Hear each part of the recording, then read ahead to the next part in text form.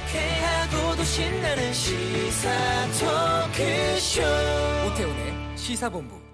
수요일 2부 전문성과 현장성 살아있는 고품격 하이 퀄리티 범죄 수사 토크를 지향하는 아는 경찰이 있습니다. 한국범죄연구소의 김복준 연구위원, 전 서울경찰청 범죄심리분석관이신 배상원 프로파일러와 함께합니다. 두 분 어서 오십시오. 네, 안녕하세요. 예, 지난주 한 주 쉬고 오랜만에 뵙습니다. 예. 그 클럽 버닝썬인가요? 이 논란이 불거지고 벌써 지금 한 달여가 지나갔는데 저희도 몇 번 다루긴 했습니다만 뭐 그냥 정리되겠지라고 싶었는데 이게 사건이 정리되기는커녕 수사 상황에 따라서 각종 의혹이 눈덩이처럼 지금 커지고 있는 모양새입니다. 경찰이 아니라 권익위에서 여러 가지 또 제보나 뭐 증거 같은 것들을 찾아냈다는 얘기까지 나오고 있는데 좀 정리해 주시죠. 이게 아마 경찰에서는 그동안 이제 승리 씨죠. 예. 공동으로 운영했다는 승리 씨가 성접대를 했다는 의혹 같은 게 이제 한동안 떠돌다 보니까 그런 단톡방이라고 그러죠. 단체 톡방, SNS 문자가 존재한다는 얘기가 있었어요. 예. 그래서 경찰이 이제 그걸 수사하는 과정에서 승리 씨도 불러다가 조사도 했었죠. 근데 그런 사실이 없다고 부인을 했었는데 그래서 이제 경찰에서 참 이게 서울경찰청장 원경한 서울청장이 3월 5일 날인가 뭐 그런 거는 존재하지 않는 것 같습니다 하는 식으로 인터뷰를 했어요. 예. 근데 당일날 특별한 일이 하나가 공개가 되죠. 그게 뭐냐면 이미 2월 22일 날 국가권익위원회에다가 예. 이 공익제보자 형태 같습니다. 그분이 수만 건에 달하는 승리 씨가 포함되고 연예인 그다음에 유리홀딩스 대표 이런 사람들이 포함된 단톡방 메시지 그거를 수만 건에 달하는 거를 권익위에 공익신고 형태로 제출을 했다는 게 밝혀졌어요. 예. 그러니까 서울청장 같은 경우는 멋쓰게 져버린 거죠, 지금. 그러네요. 예. 그래서, 그 자료를 지금 경찰에다가 줄 것인지, 혹은 검찰에 줄 것인지, 권익위 내부에서 아마 회의를 하는 것 같습니다, 심사를. 아, 그래요? 그 이유인즉슨 원래대로라면 경찰이 주는 게 맞아요. 이미 승리 씨 관련된 수사를 경찰이 착수를 했기 때문에. 네. 근데 문제는 그 SNS 내용에 있는 각가지들이 경찰과 강남 일대에 있는 각 클럽 같은 곳과의 어떤 유착 관계가 많이 있다는 거예요. 내용 속에. 그렇다고 하면은 그걸 경찰로 줬을 때 셀프 수사가 되고 자칫 잘못하면 수사가 제대로 될 수 없다는 우려가 있는 건 사실 아니겠습니까? 그러니까 제보 내용 안에 현직 경찰이 포함되어 있다는 거 아니겠습니까? 그렇죠. 경찰과 이제 클럽 간의 어떤 유착 의혹 같은 내용들이 있는 모양입니다. 예. 그래서 이제 권익위에서 고민을 많이 하는 것 같고 내부 회의를 거쳐서 경찰에 줄지 검찰에 줄지 고민하는 것 같습니다. 네. 근데 이제 거꾸로 그러면 왜 검찰에는 안 줬냐? 네.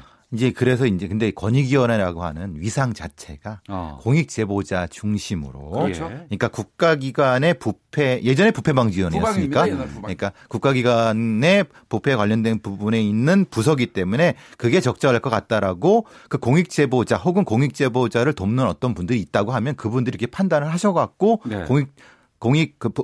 국민권익위원회 서울지부에 그걸 넘겼고요. 지금은 이제 국민권익위원회에서 이제 판단하고 있는 거죠. 이쪽에서 하는 거고. 근데 이제 그 과정에서 경찰이 별도의 루트를 통해서 그중 일부를 확보했다는 얘기가 되고 있고 그래서 수사가 진행되고 있다는 지금 상황이 그렇습니다. 아, 권익위에 가 있는 그러한 그 증거들 중에 일부를 경찰도 확보를 했다. 별도의 루트라고. 별도의 루트를 통해서 아마 경찰에서는 또 일부를 확보한 모양이에요. 예. 근데 이제 문제는요. 예.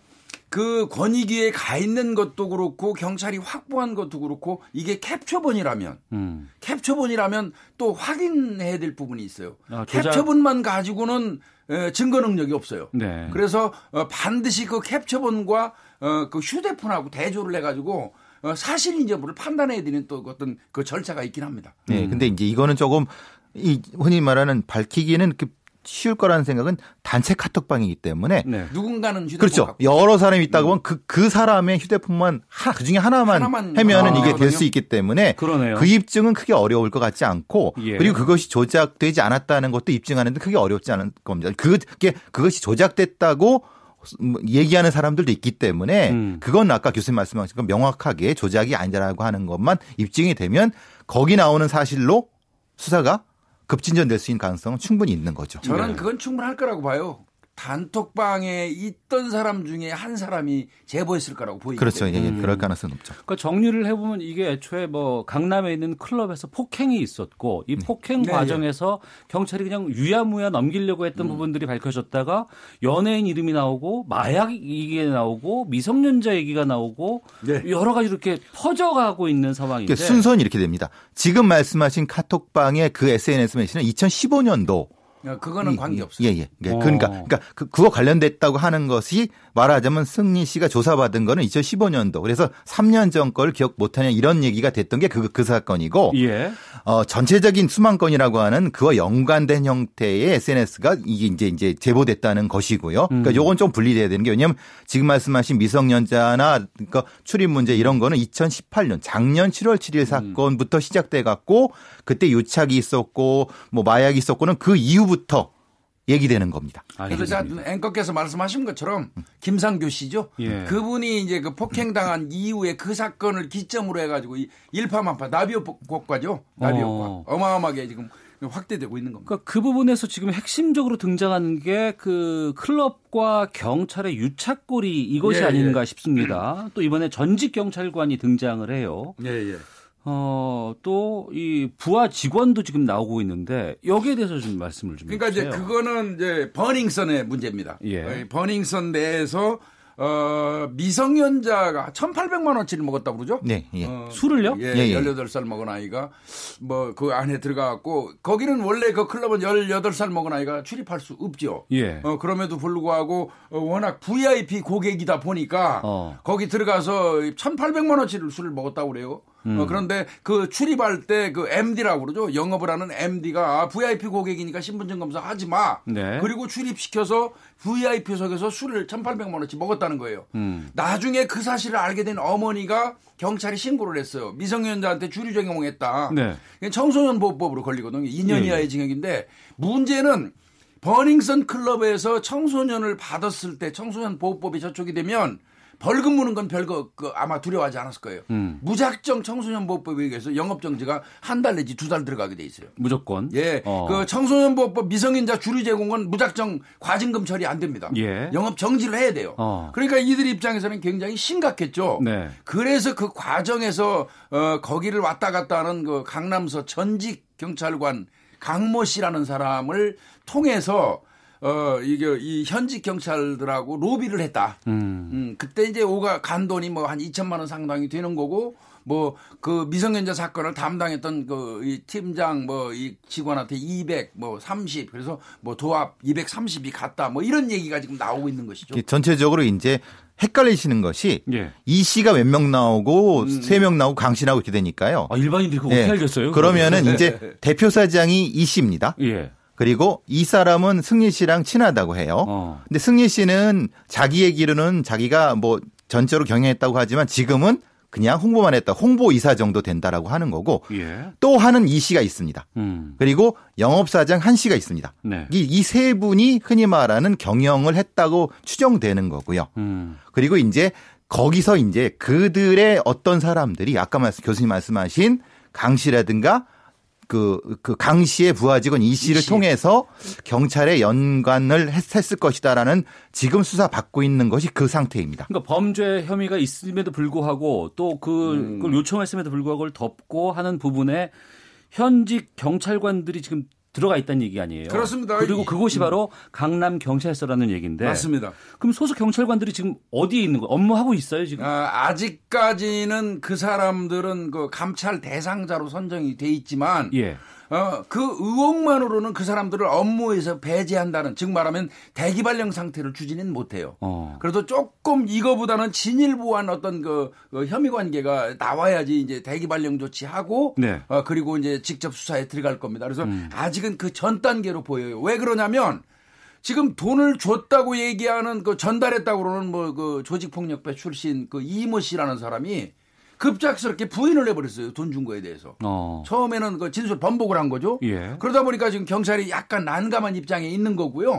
그래서 이제 계좌 추적이라든지 이런 걸 하고 있기 때문에 어느 정도 조금 진일보한 결과가 나와야지 이들은 아마 업무에서 배제되고 그리고 수사에 아마 대상자가 될 걸로 보입니다. 8748님, 처음부터 경찰관이 버닝썬 사건에 연루돼 있으니까 그냥 덮으려 했다는 비판이 많습니다. 발본, 세관해야 한다고 봅니다라고 의견 주셨는데요. 강남경찰서에서 수사를 하다가 이게 또 문제가 확산되니까 광역수사대, 광수대 이쪽에서도 또 따로 또 수사를 한다는 보도가 있었거든요. 그러니까 이제 처음에는 폭행 사건 자체는 강남서에서 하고 있었으니까 네. 얼마 안 남았으니까 마무리 짓고 넘기겠다고 했다가 이제 국민들의 비판이 많으니까 안 되겠다 싶어갖고 전체를 다 네. 그러니까 말하자면 합쳐갖고 광역수사로 한 건데 사실은 그 부분은 조금 그 여론에 민감하지 못한 부분은 있는 것 같습니다. 왜 그렇죠? 그건? 왜냐하면 글쎄요. 수사 원칙상으로는 얼마 안 남았으니까 마무리 짓는 거는 맞습니다. 그런데 이제 경미하다고 봐. 예, 그런데 이제 문제는 국민의 어떤 그 여론이라는 건 또 그게 아니지 않습니까? 사실은 굉장히 민감한 부분이었다고 보면은 사실은 좀 더 빨리 했어야 되는 느낌은 좀 있습니다. 저도 이게 어떤 그 루트를 통해서 강남에서 아무리 경미한 사건이라도 하면 안 된다고 제가 주장했어요.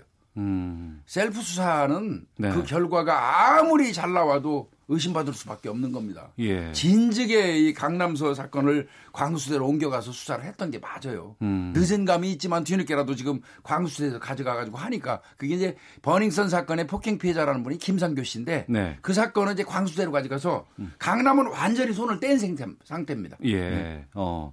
우리가 영화나 드라마에서 그러니까 영화나 드라마 얘기입니다. 이거 예, 두 분께 이제 그냥 여쭙게요.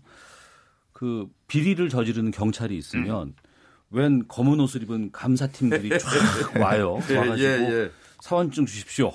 뭐 수갑 주십시오 해서 딱 뺏고 업무에서 배제하고 이렇게 하고 당신은 좀 멀리 떨어져 있으십시오. 이런 거 있잖아요. 이게 이제 영화 부당거래 황정민 씨가 나오는 그 장면이죠. 그러니까 정직입니다. 신분증 주십시오라고 하는 그런 형태인데 지금은 이제 교수님 아까 말씀하신 거는 지금은 그 어떤 의혹만이 있는 상태고 네.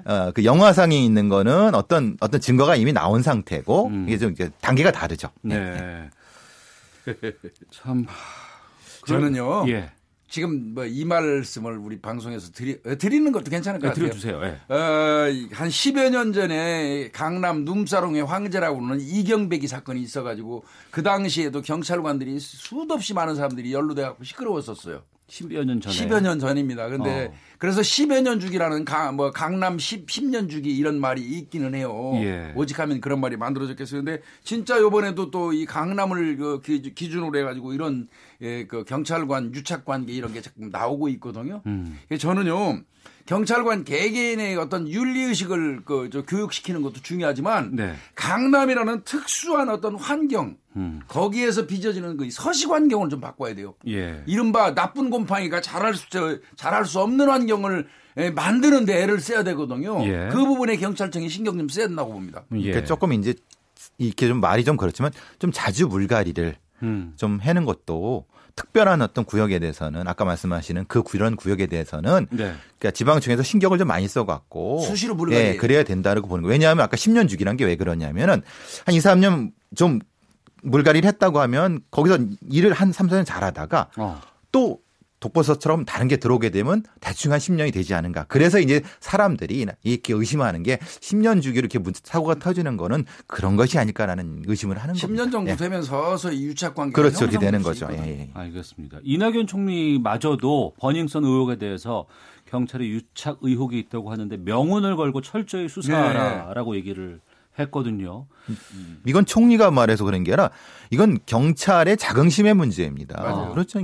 그러니까 총리가 얘기해서 그런 게 아니라 경찰이라고 하는 옷을 입고 있는 사람이 아니 그 돈을 그렇게 받는데 마약 범죄자 아니면 성범죄 이런 사람한테 돈을 받는 게 말이 됩니까? 두 분 보시기에 이 버닝썬으로 촉발된 여러 가지 문제들 이게 경찰 수사로 말끔히 해결될 수 있다고 판단하세요? 어떻게 보세요? 저는 지금 그 권익위원회에 가 있다는 그 뭐 수만 건의 경찰과 단지 버닝썬만 얘기 아니거든요. 강남 일대에 있는 클럽들이 총 망라돼가지고 그 안에 대환영의 유착관계를 암시하는 내용이 있다는 거예요. 예. 그 사건은 저 개인적으로는 그렇습니다.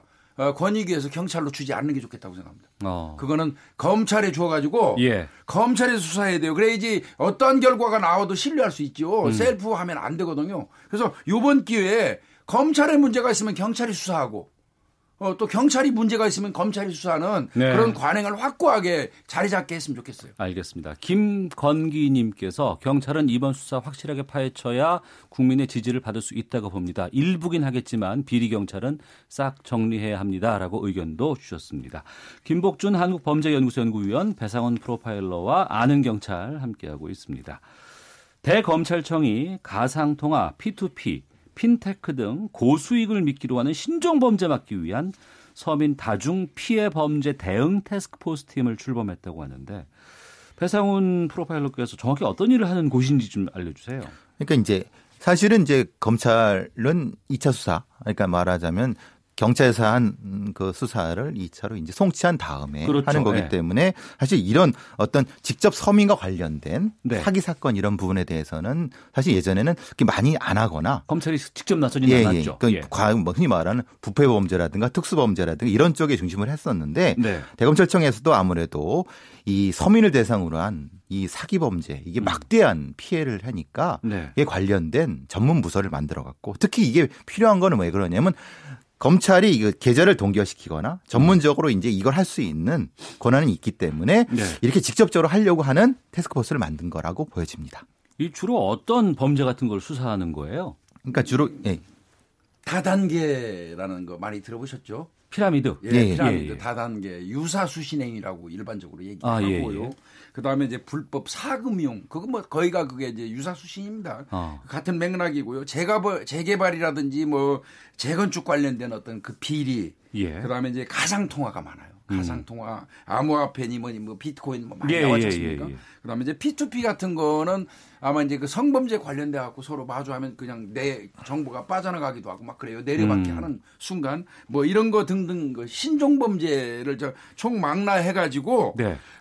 범죄 수익금을 환수하는 거 검찰이 할 수 있지 않습니까? 네. 범죄 부당하게 취한 범죄 수익금 환수 절차 빨리 신속하게 하고 그다음에 피해 당한 사람들한테 빨리 드릴 수 있으면 빨리 피해 금액을 돌려주는 이런 그 기능을 하겠다는 겁니다. 이런 거 아주 예전부터 있었거든요. 있었습니다. 저 대학 다닐 때도 아마 이런 다단계 피라미드 같은 거 있었던 것 같은데 네. 경찰은 이거 전담부서 같은 게 없어요? 예, 있죠. 있는데 이제 이름이 꼭 그렇지는 않습니다. 예전은 그냥 경제팀이라고 했고 뭐 형사팀이라 했는데 요새는 이제 이름을 시민 위주로, 그러니까 말하자면 민생 침해 범죄나 이렇게 좀 이름을 바꿔서 부서를 바꿔서 하고 있습니다. 네. 그러니까 뭐 경찰이 안 하고 검찰만 하는 건 아닙니다. 서민생활 침해 범죄라고 이렇게 해가지고요. 지능 그 범죄 수사팀, 사이버 범죄 수사팀, 경제팀 해가지고 합동으로 TF 만들어서 하고 있어요. 예. 다단계 같은 경우에는 뭐 오래된 범죄라고는 하지만 예. 지금 말씀하신 가상화폐라든가 이런 거 같은 경우에는 최근 들어서 예. 특히 작년에 상당히 많이 퍼졌던 그런 범죄도 있었던 것으로 기억나는데 주로 어떤 범죄 수법들을 씁니까? 얘들은? 그러니까 이제 암호화폐 같은 거 같은 경우는 거래소가 있잖아요. 예. 그 거래소는 잘 봐야 되거든요. 근데 그 비상장 코인을 자기들이 이제 상장을 하겠다고 하면서 네. 상장만 되면 당신들이 투자한 금액의 한 400%에서 500%를 단기간에 수익을 내서 돌려준다. 이런 식으로 투자자를 모집하는 거예요. 예. 그래가지고 이제 그 돈을 투자한 사람들 돈을 이제 꿀꺽하는 그런 형태인데.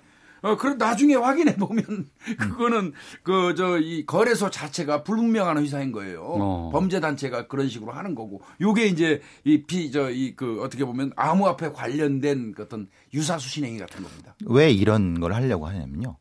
겉으로 보기에는 네. 굉장히 사소한 범죄 같습니다. 예. 근데 실제로는 이 안에는 상당히 큰 조직적인 범죄자들 집단이 있다는 겁니다. 그러니까 이제 어떤 특정대로 고소고발을 받아갖고 사기 사건으로 시작해서 하다 보면 시간이 많이 걸리고 이것을 전체적인 일망타진을 하는데 시간이 걸리면 이미 돈은 다 빠져나가지 않습니까? 네. 보통 조이팔 사건도 그렇고 다 그렇게 되는 거니까. 그러니까 우리 검찰이나 경찰 수사당국에서 본질적으로 큰 조직범죄 차원에서 서민 피해라고 해서 단순히 생각하지 않고 네. 조직적인 차원에서 중심적으로 접근하겠다라고 하는 철학의 전환, 수사 철학의 전환이라고 좀 저희는 생각하고 있습니다. 우리가 살다 보면은 여기저기서 뭐 돈 한번 투자해 볼래라는 그런 유혹들 참 많이 접하거든요. 그런데 우리가 과거에 이건 나쁜 거야, 이건 왠지 좀 질이 안 좋을 것 같아라는 것들은 다 가지고 있어요. 일정 정도는. 그렇죠.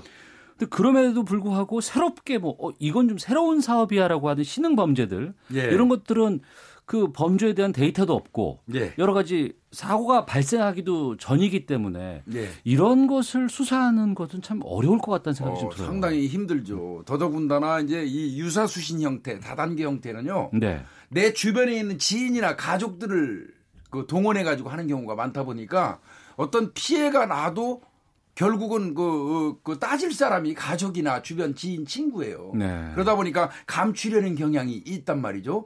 그래서 이제 잘 드러나지 않는 속성이 있고요. 예. 예, 제 생각은 유사수신행위에 당하시는 분들이 하나같이 비난하는 얘기는 아닙니다. 네. 그분들의 공통점이 딱 하나 있어요. 뭘까요? 그분들이 믿고 들어갔던 그 내용 중에 딱 하나 뭐가 있냐면 단기간의 고수익입니다. 일확천금. 예, 이 세상에 그 가장 짧은 순간에 어마어마한 돈을 그 나한테 이득을 줄 리가 없어요. 그렇죠. 남이. 네, 남이. 예, 그거를 믿고 들어가는 순간 이미 네. 이거는 사기 당하는 거거든요. 이 세상에 그런 저 수익 체계가 어디 있습니까? 네. 그리고 항상 거기에 보면 괄호 열고 원금 보장 이런 말이 있어요. 예, 투자의 원금 보장이라는 개념은 존재하지 않습니다. 그렇죠. 네. 투자에 어떻게 원금 보장이 됩니까? 네. 고위험 고수익은 같이 가는 거잖아요. 그렇습니다. 네. 근데 이제 형태는 다른데 네. 범죄자들은 유사하다는 겁니다. 처음에는 다단계를 했다가 그 다음에는 이 가상화폐를 넘어갔다가 예. 그러니까 이 범죄자들을 발본색원하지 않으면 조직적으로 발본색원하지 않으면 이 범죄자들은 형태만 계속 바꾼다는 겁니다. 예. 그러니까 이런 형태의 수사의 중심적인 철학이 바뀌어야지만이 근본적으로 수사에 근본적으로 할 수 있다는 거죠. 김복준 교수님. 예. 마지막으로 예. 신흥 범죄 같은 거 이것만 주의해라 하는 거 있다면 끝으로 좀 말씀해 주세요. 아니, 그러니까 조금 전에 제가 말씀드린 데 답이 있습니다. 아, 그거? 예. 뭐 원금 보장한다는 말 들어오면 그 투자라고 하면서 원금 보장은 없습니다. 네. 그 다음에 아주 짧은 단기간 내에 뭐 400%에서 500% 이건 있을 수도 없는 얘기입니다. 그리고 사람 소개하면 수당 붙는다는 얘기하는 것 자체가 이미 이 사기 대열에 합류하는 거예요. 아, 사람 소개하면 수당 준다. 사람 소개하면 그 바로 수당이 떨어집니다 하는 얘기 나오잖아요. 예. 그 순간 그건 사기에 동참하는 겁니다.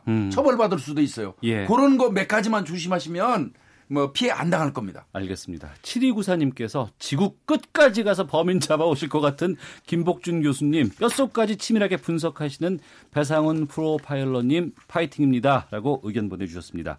김복준 한국범죄연구소 연구위원 배상훈 프로파일러와 함께 아는 경찰 마치도록 하겠습니다. 두 분 고맙습니다. 감사합니다.